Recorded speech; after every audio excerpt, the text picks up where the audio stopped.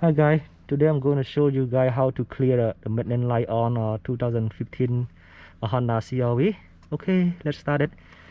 You need to turn on a Nixon switch to number 2, and you see the switch in here on the top in here. You just click it until you see the oil light like 15%. Yeah, when you see it, you just hold it on. Just keep holding it, okay? You don't need to do anything.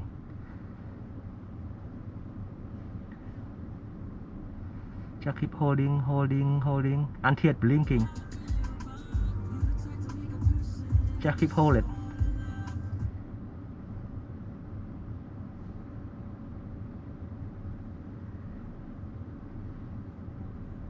And release it a little bit and put it back on.